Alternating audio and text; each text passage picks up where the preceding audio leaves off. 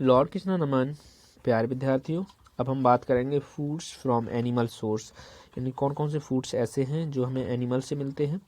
The animal which produce milk are called milk yielding और milkings animals. तो जो milk देने वाले दूध एनिमल्स होते हैं उन्हें हम मिल्किंग एनिमल कहते हैं, जैसे कि बफेलो है, काव है, आर मिल्किंग ईल्डिंग और milking animal. The period of milking production between the birth of a young one and the next pregnancy of the animal is called lactation period। यानी कि जब कोई भी एनिमल जो है, या तो बफेलो या काऊ, जब बेबी को प्रोड्यूस करता है और जब तक वो दूध देता है पूरा एक सीजन तक, तो उस पीरियड को हम क्या कहेंगे, लैक्टेशन पीरियड कहेंगे, है ना। जब तक बेबी बड़ा नहीं हो जाता तब तक, है ना। अब हम बात करेंगे यहाँ पे डेयरी। डेयरी एक बहुत ही इंपॉर्टेंट पॉइंट है और मुझे लगता है आप सभी डेयरी के बारे में अच्छे से जानते भी होंगे, है ना। Plants and animal are major source of our food. Milk is an important food material for us. तो दूध हमारे लिए कितना इंपॉर्टेंट है ये आप भी जानते हैं।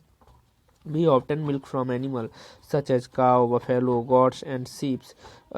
Buffaloes or cow are the major source of milk in our country. Rearing cattle for producing milk product on large scale is called dairying। यानी कि rearing करना यानी कि पालना। rearing मीन्स क्या होता है, पालना। किसको, कैटल्स को, यानी कि जानवर है उन्हें पालना, एक बड़े स्केल पे पालना क्या कहलाता है, डेयरी कहलाता है, डेयरिंग कहलाता है। क्या कहते हैं, डेयरी। और डेयरी प्रोडक्ट कौन कौन से होते हैं वो आप हमें जल्दी से लिख के बताइए कि डेयरी प्रोडक्ट कौन कौन से होते हैं। मिल्क, कर्ड, चीज़, बटर, घी, खोया, आइसक्रीम, कुल्फ़ी, ये सब डेयरी प्रोडक्ट हैं। हमें जल्दी से लिख के बताइए आप प्लीज़। प्यारे विद्यार्थियों, अब हम बात करते हैं पोल्ट्री। पोल्ट्री एक ऐसा बिजनेस है जिसे सभी स्टूडेंट जानते हैं। Poultry include birds like chicken, hen, ducks, geese and turkey, commonly known as fowls. तो ये सभी जो पक्षी पाले जाते हैं तो इन्हें हम क्या कहते हैं, पोल्ट्री कहते हैं। पोल्ट्री फॉर्म में पाले जाते हैं और पक्षियों को हम एवीज में रखेंगे, जैसे कि हम सब मैमल्स हैं ना, जिनके पास मेमोरी ग्लैंड होती हैं, ऐसे ही पक्षियों को हम एवीज में रखेंगे, है ना। These bird are good source of animal food in the form of egg and meat. तो इन एनिमल से हमें क्या मिलता है, बड़ी मात्रा में एग मिलता है, मीट मिलता है। Egg and meat are rich in protein. और इनमें बड़ी मात्रा में एग और मीट में क्या होता है, प्रोटीन होता है। प्रोटीन एक बिल्डिंग ब्लॉक सब्सटेंस होता है जो 20 टाइप के अमाइनो एसिड के मिलने से बनता है। Rearing and breeding of poultry for egg and meat is called poultry farming. तो यहाँ पर जो रियरिंग है, पोल्ट्री की जो रियरिंग है एग और मीट का जो है, इसे हम पोल्ट्री फार्मिंग कहते हैं। यानी कि रियरिंग मीन्स होता है पालना एंड ब्रीडिंग मीन्स होता है कि पालना, इनका ब्रीड करना, है ना, दो वेराइटियों का आपस में ब्रीड करना। तो रियरिंग और ब्रीडिंग आपस में करना पोल्ट्री का, जहाँ पे हम क्या गेट करेंगे, एग मिलेगा हमें, मीट मिलेगी, तो इसे हम क्या कहेंगे, पोल्ट्री फार्मिंग कहेंगे। The place where poultry are reared on the large scale are called poultry farm. तो इसे हम क्या कहेंगे, पोल्ट्री फार्म कहेंगे। Fowl lay eggs and sit on the eggs. Fowl यानी कि जो फाउल होता है वो अंडे देता है, and sit on the eggs, और अपने अंडे पर ये बैठते हैं फॉर अबाउट 21 डेज। तो ये 21 दिन तक अपने अंडे के पर बैठते हैं और अंडे को सेकने का कार्य करते हैं। तो ये पीरियड जो होता है, this period is called hatching period. तो ये पीरियड हैचिंग पीरियड होता है। आफ्टर 21 डे इसमें से छोटे छोटे फाउल निकलना स्टार्ट कर देते हैं, या फिर अगर हैन का अंडा है तो हैन निकलना स्टार्ट कर देते हैं, ठीक है। After the this period the egg crack, बाद में क्या हो जाता है, एग क्रैक हो जाएगा, and the chicks come out. यहाँ पे चिक्स जो है बाहर आ जाएंगे। The process during incubation is called natural hatching. और इसे हम क्या कहेंगे, नेचुरल हैचिंग कहेंगे। जब खुद पक्षी अपने द्वारा कर रहा है तो इसे हम कहेंगे natural hatching. During hatching the poultry provide the necessary moisture and warmth to the egg. और अगर हम इसे पोल्ट्री फॉर्म में हैचिंग करते हैं तो हमें क्या करना पड़ेगा, मॉइस्चर और जो गर्माहट है वहाँ पे मेंटेन करनी पड़ेगी। In big poultry farming hatching is done in incubator. एक बड़े से इंक्यूबेटर में हम क्या करते हैं, हैचिंग करते हैं। The temperature and moisture in incubator are controlled. और ये कैसा होता है, कंट्रोल टेम्परेचर रहता है यहाँ का। पोल्ट्री केयर क्या होता है, पोल्ट्री की केयर आप कैसे करते हैं, इसके बारे में हम बात करेंगे, ठीक है। Poultry require good care for food shelter and disease control during growing period from birth to sexual maturity. प्यारे विद्यार्थियों, अब हम बात करेंगे पोल्ट्री केयर के बारे में, यानी कि पोल्ट्री फार्म का हम केयर कैसे करते हैं।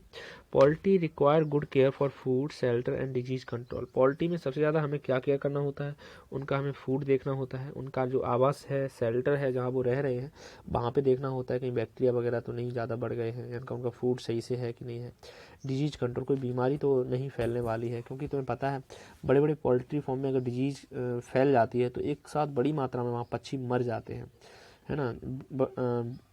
बर्ड फ्लू भी आपने सुना होगा। कितने बच्चे जानते हैं बर्ड फ्लू के बारे में, प्लीज़ अपनी अपनी तरफ से हमें बताइए। During growing period from birth to the sexual maturity, यानी कि जन्म से लेकर सेक्सुअल मैच्योरिटी जब तक होती है, चिकन्स रिक्वायर, क्या चाहते हैं ये, इनफ स्पेस चाहते हैं, इन्हें काफ़ी जगह मिले, रेस्ट्रिक्टेड एंड कैलकुलेटेड फीड चाहते हैं, ये मतलब इन्हें फीड जो है फिक्स चाहिए, ऐसा भी नहीं कि कम फीड दे दो या ज़्यादा फीड दे दो, फीड मतलब न्यूट्रिशन, भोजन, ठीक है। During laying period from sexual maturity till the end of egg laying, और जब तक ये सेक्सुअल मैच्योरिटी से लेके जब तक अंडे देते हैं, द पोल्ट्री नीड्स, इनको बहुत ज़्यादा ज़रूरत होती है किसकी, इनफ स्पेस, यानी कि दो पक्षी के बीच में जो स्पेस है वो इनफ होना चाहिए, प्रॉपर लाइट होनी चाहिए, सफिशिएंट वाटर होना चाहिए उनके पास, feed rich in protein, fat, vitamin A and K, इनको इनके जो फीड है, इनका जो खाना है, इनका जो न्यूट्रिशन है, उसमें बड़ी मात्रा में protein, fat, vitamin A and के होना चाहिए।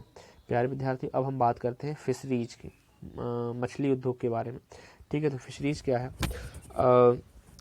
Fish is an aquatic animal, ये एक्वेटिक एनिमल है। Fish and sea food are rich in protein and iodine, इनमें बड़ी मात्रा में प्रोटीन और आयोडीन होता है। Fish is a major part of food of people living in coastal area, जो कोस्टल एरिया हैं, जो तटीय क्षेत्र हैं, भारत में भी 7,616 किलोमीटर का कोस्टल एरिया है ना, पूरा बे ऑफ बंगाल से लेके अरेबियन सी तक ये जो फैला है 7,616 किलोमीटर का। तो यहाँ भी बड़ी मात्रा में अगर वहाँ के फूड की अगर बात करें तो क्या खाते हैं वो लोग, फिश लेते हैं भोजन में, क्या लेते हैं, fish. The production of fish on a large scale by farming fish culture in fish nursery called hatcheries, तो छोटे छोटे बच्चों के लिए भाई हमें कहीं ना कहीं फिशरी कर लगानी है तो पहले से छोटे बच्चे पालने होंगे, तो इसे हैचरी बोलते हैं। क्या बोलते हैं, हैचरी, जहाँ छोटे छोटे बच्चे जो हैं पाले जाते हैं, छोटे बच्चों को अलग कर दिया जाता है, नहीं तो बड़ी मछलियाँ खा जाएंगी ना, आप सभी जानते हो। Special ponds are also developed as hatchery. They are called as artificial और man-made hatcheries, या तो artificial hatcheries होती हैं जो कि man-made hatcheries होती हैं। Such hatcheries are provided with sufficient light and oxygen, यहाँ पे sufficient light और oxygen की मात्रा होती है ना। The hatcheries with circulating water pond, तो यहाँ पे सर्कुलेटिंग वाटर पॉन्ड होना चाहिए, यानी कि पानी जो है कभी कभी निकलना भी चाहिए, ऐसा नहीं कि एक बार तालाब में पानी भर दिया हो गया मछली पालन, राजू सर हम तो कर लेंगे मछली पालन, आपने हमें बता दिया अब तो हम हैचरी कर लेंगे, ऐसा नहीं है मेरे प्यारे विद्यार्थियों। इनके वाटर को भी क्या करना होता है, चेंज करना होता है। इनमें ऑक्सीजन को ऐड करने के लिए बहुत सारी मशीनें लगाई जाती हैं, जिससे कि इसका जो पानी है वो एयर में थोड़ा सा छिड़क मतलब एयर में ऊपर उछाला जाता है, जिससे कि एटमॉस्फेयर की जो एयर है उसमें मिल जाए और अच्छे से ऑक्सीजन जो है मछलियाँ ले पाएँ, है ना। Lakes and canal are called natural hatchery, अब जैसे बड़ी बड़ी जो लेक्स हैं, जो कैनाल हैं, जो बड़े बड़े पॉन्ड हैं, वो नेचुरल हैचरी होती है। The use of natural hatchery has improve in survival rate of fish from 30 to 95%, यहाँ पे जो सर्वाइवल रेट है फिश के बेबी का वो क्या है, 30% से 95% तक यहाँ पे बच्चे जिंदा रहते हैं। लेकिन नेचुरल हैचरी में मेरे प्यारे विद्यार्थियों, अच्छा आप दिमाग लगाओ, आपको नहीं लगता कि यहाँ पे जो बड़ी फिश है वो छोटी फिश को खा सकती हैं, है ना। तो आप भी प्लीज़ ध्यान लगाइए और बताइए। प्यारे विद्यार्थियों, the fish which breeds in sea water is term marine fish, यानी कि जो समुद्री जल में मछलियाँ पाई जाती हैं तो उन्हें हम कहते हैं मैराइन फिश। आपने एक मछली का नाम सुना होगा जिसका नाम होता है कुत्ता मछली, डॉग फिश, जिसे कहते हैं स्कोलियोडॉन, है ना। तो ऐसे बहुत सारे मैराइन फिश हैं। आप हमें जल्दी से, हाँ, आपने कितने फिश के नाम सुने हैं प्लीज़ हमें लिख के भेजिएगा, है ना। These are found in coastal area such as sea water around Kerala, West Bengal, Mumbai, है ना। The fish which breed in water bodies such as ponds, river, lakes is called fresh water fish, यानी कि जो water body जैसे कि तालाब में, नदियों में, लेक्स में फिश होती हैं उन्हें हम शुद्ध जल की मछलियाँ कहते हैं, यानी कि फ्रेश वाटर फिश कहते हैं। ये पानी मीठा होता है ना। In order to maintain fish farms in good healthy state, regular monitoring for the quality of water for dissolving oxygen, pH. तो इस सब का हमें मेंटेन रखना पड़ेगा, हमें ख्याल रखना पड़ेगा कि वहाँ पे अच्छी मात्रा का पानी है या पानी में अच्छी मात्रा में ऑक्सीजन घुली हुई है।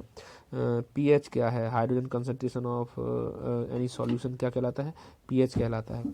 तो पीएच कैसा है वहाँ का is very important. In case of any disease, proper treatment should be immediate giving to the fish. यहाँ पे जो है प्रॉपर ट्रीटमेंट जो है दिया जाए फिश को, है ना। प्यारे विद्यार्थी, अब हम बात करेंगे एपीकल्चर की। किसके बारे में बात करेंगे, apiculture. The rearing of honey be on large scale is called apiculture.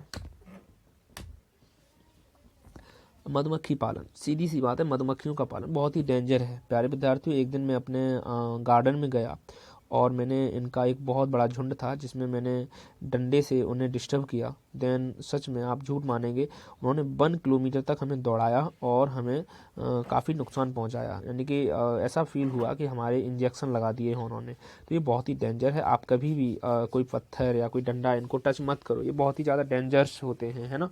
ठीक है। द रियरिंग ऑफ हनी बीज on large scale is called apiculture. बड़ी मात्रा में हनी बी को पालना एपीकल्चर कहलाता है। एपीकल्चर कहलाता है। हनी बी प्रोड्यूस हनी, ये हमें शहद देती हैं। Honey is rich in sugar, minerals, enzymes. तो हनी में क्या क्या होता है, शुगर होता है बड़ी मात्रा, मिनरल्स होता है, इंजाइम्स होता है। It is used Ayurvedic medicine, जिसे हम आयुर्वेदिक मेडिसिन में यूज करते हैं। Honey is produce by honey bee, और इसे हनी बी जो है प्रोड्यूस करते हैं from the nectar of flower. यानी कि जो फूल होते हैं, फूल के ऊपर उनका नेक्टर होता है। नेक्टर तो आप जानते हैं, कभी भी फ्लावर को आप टंग से टच करना, जीभ से चाटना, तो आपको फ्लावर मीठा लगता है, क्योंकि उसमें बड़ी मात्रा में नेक्टर पाया जाता है। मैंने आपको बताया था ना कि जो स्टिग्मा होता है उसके ऊपर वाटर और शुगर बड़ी मात्रा में होती है, तो इसे ही हम नेक्टर कहते हैं। तो इसे जो पक्षी हैं या फिर हनी है, वो ये आपका जो मधुमक्खियाँ हैं वहाँ से नेक्टर को लेती हैं और एक जगह स्टोर करना स्टार्ट कर देती हैं। All activities such as laying of eggs, rearing of larva and pupa takes place in combs, है ना। तो यहाँ पे ये सब एक्टिविटी जो है, अंडे देना, लार्वा को रियरिंग करना, पालना, and pupa take place, comb एक मतलब एक कॉम्ब में बड़ी मात्रा में प्यूपा को वहाँ पे रखना। लाइफ साइकिल क्या होती है हनी बी का, यानी कि जीवन चक्र की बात करें तो एग जो है 3 दिन के बाद लार्वा में कन्वर्ट हो जाता है, लार्वा 6 दिन के बाद प्यूपा में कन्वर्ट हो जाता है, प्यूपा 7 दिन के बाद हनी बी में कन्वर्ट हो जाता है। यानी मधुमक्खी को टोटल कितने दिन लगते हैं, 7 6 13 और 3 16 दिन में अंडे देता है और पूरा मैच्योर हनी बन जाता है, हनी बी बन जाता है ना। Extraction of honey from the beehive which carried out by honey extractor. Honey extractor are an experience group of people. बेटा आप हनी निकालने मत चल देना, बहुत ज़्यादा डेंजरस होते हैं। ये हनी एक्सट्रैक्टर होते हैं जो पहले से ही एक्सपीरियंस होते हैं, ये हनी बी को बड़े ही सावधानी से निकालते हैं, है ना। प्यारे विद्यार्थियों, सो नाउ यू नो, इनके आपको नोट्स बनाने हैं, आप एक बार देख लो, आपकी बुक में दिए होंगे, है ना। ओरल क्वेश्चन तो आपको खुद से करने हैं क्योंकि आपको खुद भी वर्क करना है, ठीक है। Okay, thank you very much.